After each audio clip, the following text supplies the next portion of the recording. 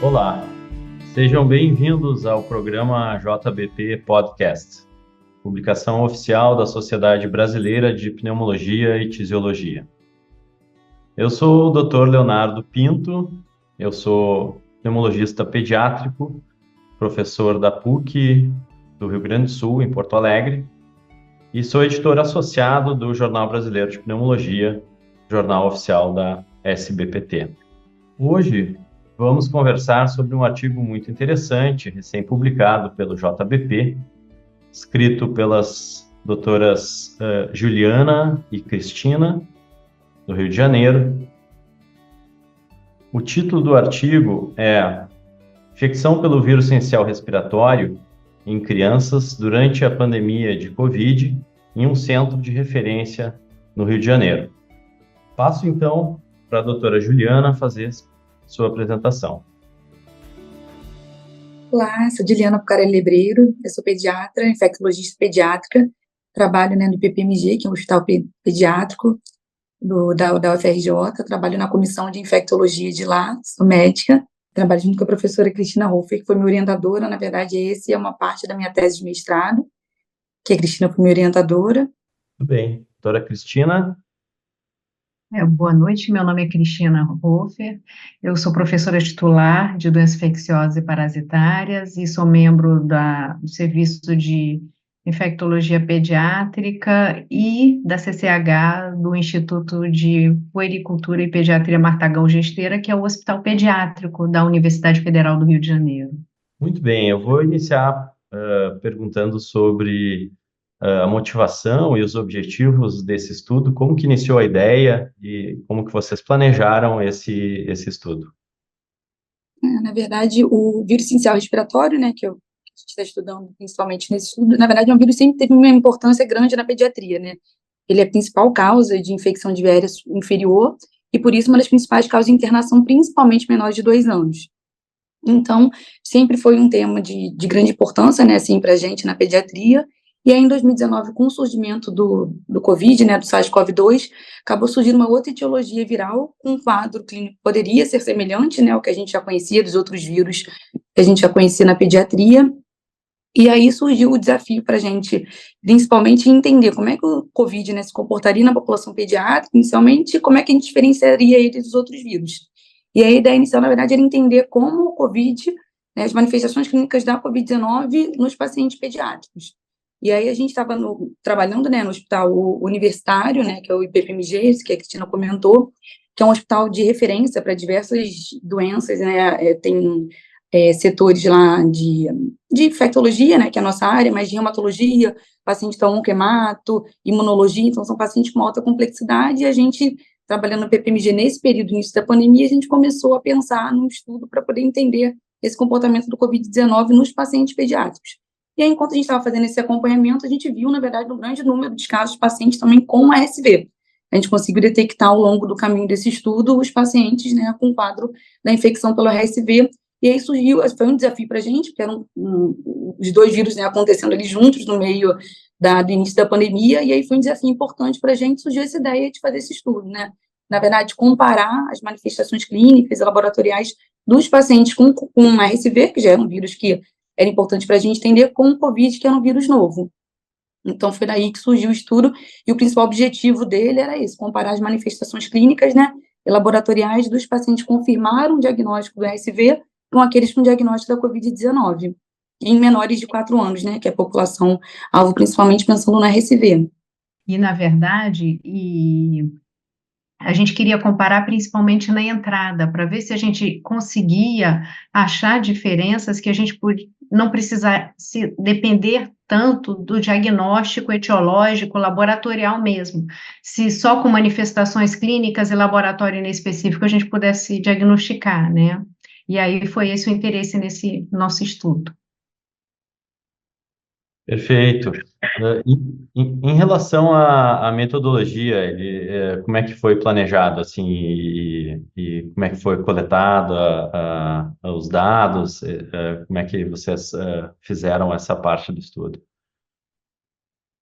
Não, isso, na verdade, é um estudo transversal, né, mas com os dados que ele foi parte, né, de um estudo maior, de um estudo de coorte prospectiva, que a gente acompanhou todos os pacientes que internavam no IPPMG, que é esse hospital terciário pediátrico, com o diagnóstico, na verdade, suspeito da Covid-19. Então, todos os pacientes 0 a 18 anos que internavam com diagnóstico suspeito da Covid-19 entravam nesse estudo. E aí a gente passava um questionário inicial e depois o questionário de acompanhamento, para fazer, né, a coleta de dados todas em relação às informações epidemiológicas, clínicas e esse segmento laboratorial. Aí, dentro desse estudo, a gente pegou os dados desses pacientes, né, dos menores de 4 anos, né, até 48 meses, e para utilizar nesse estudo. E aí a gente fez, né, a comparação daqueles pacientes, a gente considerou os pacientes confirmados, né, para a Covid-19, que eles tiveram RT-PCR positivo, e a sorologia, que a gente usou também como critério diagnóstico, né, associada nos primeiros 6 meses do estudo, que correspondia aos primeiros 6 meses da pandemia. O estudo durou de abril, né, só para reforçar, de 2020 a abril de 2020, a maio de 2021. Então, na verdade, foi o período, né, do primeiro ano da pandemia, e a gente utilizou esses dados e utilizou a sorologia como critério diagnóstico associado à RT-PCR somente nos primeiros 6 meses do estudo, que foi o período antes, né, da introdução da vacina e onde se tinha menor prevalência da doença, e a gente só considerava a sorologia como critério naqueles pacientes que não tinham história de infecção prévia e que tinham um quadro clínico compatível. E aí a gente fazia a coleta da RT-PCR durante a internação, varia um pouquinho a data da coleta, né, de acordo com nossos conhecimentos em relação ao COVID, e colhia a sorologia 30 dias após, no segmento ambulatorial. Então, esses foram os critérios para definir, né, o paciente positivo para COVID-19, e os pacientes positivos para RSV eram aqueles que tiveram RT-PCR positivo, PCR positivo, né, isolado para RSV, ou que foi o RSV positivo dentro do painel multiplex respiratório. A gente tinha os 2 exames disponíveis de acordo com a idade.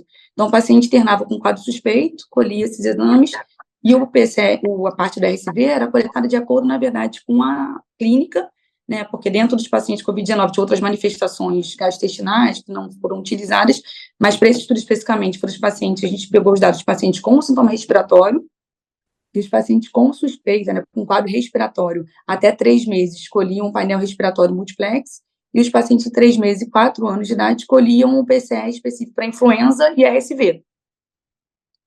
Então, aí, dentro desse grupo, aí a gente dividiu os que tiveram positivos só para o COVID, os que tiveram positividade só para RSV, e comparamos os 2 grupos. A gente teve até na nossa amostra alguns quadros com infecção, mas para essa análise a gente excluiu eles. Então, a gente comparou só os pacientes positivos para a COVID-19 com os pacientes positivos para o RSV. Então, a comparação é entre pacientes de 0 a 4 anos hospitalizados, né, com quadros respiratórios, e a comparação dos dados clínicos entre aqueles que tinham PCR positivo para VSR versus os que tinham PCR positivo para SARS-CoV-2, né? Clínicos e laboratoriais inespecíficos, e são todos dados de entrada, dados normalmente coletados na emergência, né? Que a gente tem uma emergência aberta. Em relação aos resultados, eu estou curioso assim, se os resultados que vocês escrevem são semelhantes aos resultados que vocês esperavam para esse estudo. Assim, o principal que a gente viu logo no início, que chamou a nossa atenção, e que foi visto também em outros estudos, foi a diferença da sazonalidade, né?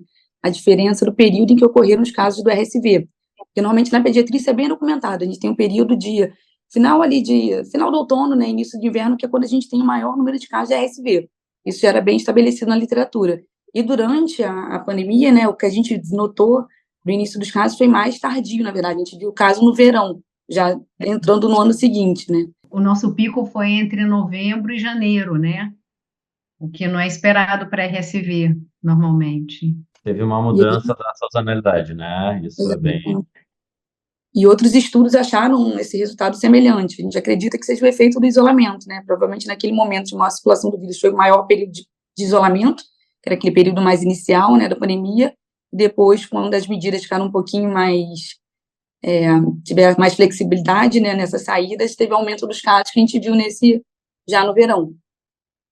E, além disso, né, o que a gente observou foi que os casos de RSV, os pacientes eram mais novos, né, mediana de idade, a média, de idade, né, foi de 8 meses para os pacientes com RSV, né, e mais ou menos de 20 meses para os pacientes com Covid-19. Então, os pacientes com RSV eram pacientes mais novos, mais jovens, e o que a gente viu também é que os pacientes com RSV tinham mais sintomas respiratórios, tanto de sintoma respiratório alto quanto respiratório baixo, né, com desconforto respiratório. A gente viu mais coriza, mais tosse, mais taquipneia nos pacientes com RSV. Quando compararam o COVID-19, que a gente viu, na verdade, mais manifestações de inflamação sistêmica. Os pacientes tinham mais febre e tinham maior alteração, né, das provas de função inflamatória. Então, são os principais achados, que está compatível também, né, que corrobora o que estava descrito em outros estudos na literatura. Perfeito. Eu estava vendo aqui, vocês tiveram uma comparação de 55 com SARS-CoV e 59 pacientes com VSR, é isso, né? Isso. Perfeito. Eu queria ouvir de vocês em relação se vocês já esperavam isso, porque assim como assim, a pandemia Covid era muito recente e especialmente em crianças a gente não sabia muito bem o que esperar, né? E a gente estava também muito preocupado com o impacto. Pelo menos o que eu vi aqui, a gente teve toda uma preparação e, na verdade, o impacto na área da pediatria foi muito menor em comparação com o impacto nos adultos. Mas é interessante, assim, a gente comparar. O VSR é um vírus que tem um impacto muito conhecido já há muito tempo. Mas a gente teve, além da mudança da sazonalidade, uma diferença entre a apresentação clínica, né? E alguns achados clínicos, né, que vocês escrevem. E eu não sei se vocês já tinham isso como hipótese, e eu queria que vocês falassem um pouco também em relação ao impacto desses achados em relação ao manejo clínico, se vocês acham, como é que vocês percebem a importância desses resultados? Eu acho que em relação, começando assim, na parte final da importância dos resultados, eu acho que até o que eles comentam no início, para a gente, até quando começou tudo, é um desafio, porque diferente do adulto, na pediatria, a gente tem esses quadros virais que são comuns. Então, ficava um desafio grande quando o paciente chegava na emergência, você tentar diferenciar se poderia ser Covid, se era algum outro quadro, e até, assim, ter a disponibilidade de exames, né? A gente trabalha em locais, né, na próprio Brasil e outros lugares, outros países também subdesenvolvidos, você não tem acesso tão rápido aos exames. Então, conseguir, né, ter essa diferenciação clínica, pelo menos uma suspeita maior de um quadro ou outro, é importante, principalmente em locais que não tenha o acesso ao exame, mas também até para quem está ali na porta da emergência. Quer dizer, até você para realizar a coleta, conseguir ter esse resultado, você já pelo menos já tem uma suspensão clínica maior, né, tendo esses dados das manifestações clínicas, da diferenciação, né, da apresentação clínica dos dois vírus, que é sempre um desafio, assim, na pediatria. Com certeza isso pode, entre outras causas, tudo bem, a gente pode discutir tratamento ou não em relação principalmente ao SARS-CoV-2, ou até em termos de precaução de contato. Então, por conta disso tudo, é interessante a gente ter como tentar ao menos diferenciar um do outro, né? E eu acho que outra coisa que é muito importante a gente comentar também é que a nossa população, que foi o que a Julie falou antes, né? A gente é um hospital de emergência aberto, qualquer um entra, mas a gente é um hospital universitário de muitas subespecialidades, então a gente tem e teve na nossa amostra também muita comorbidade, né? Principalmente comorbidade hematológica, reumatológica, imunossuprimidos de forma geral, tanto por medicação quanto por doença mesmo em si. E então foi interessante a gente observar essas diferenças até nesses pacientes com um perfil diferente, né? Até de status imunológico. Claro, eu acho que isso representa também um pouco da amostra, né? Já que são pacientes hospitalizados, eles têm um risco maior de ter fatores de risco para a severidade, né? Das duas infecções, né?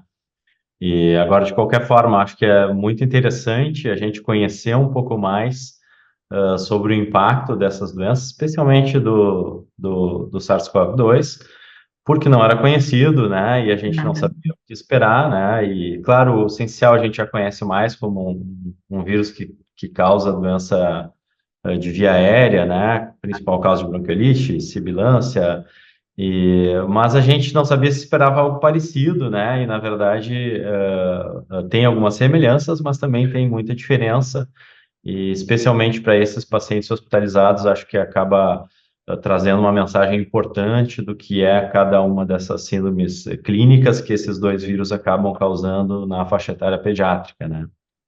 E que outro ponto que eu acho interessante, que também um pouco diferente do que a gente viu em muitos adultos com SARS-CoV, né? Que muitos acabaram desenvolvendo insuficiência respiratória, né? E aqui muitos pacientes pediátricos com esse quadro de inflamatório sistêmico, né? Eu acho que o que é legal falar também é que do início do estudo, né, que a gente começou bem ali em abril, então foi muito próximo do início dos casos aqui do Brasil, né, do SARS-CoV. A gente realmente começou o estudo descobrindo um pouco tudo sobre a doença.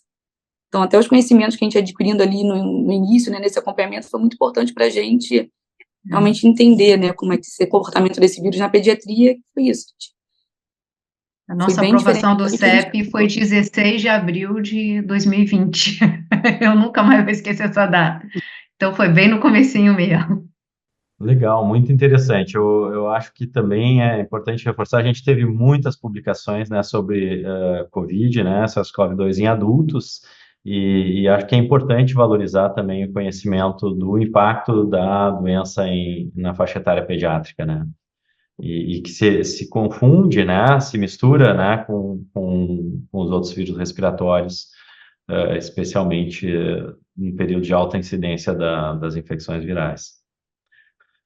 Muito obrigado. Eu não sei se vocês querem acrescentar mais alguma informação. A gente falou já sobre os principais resultados e o impacto do estudo.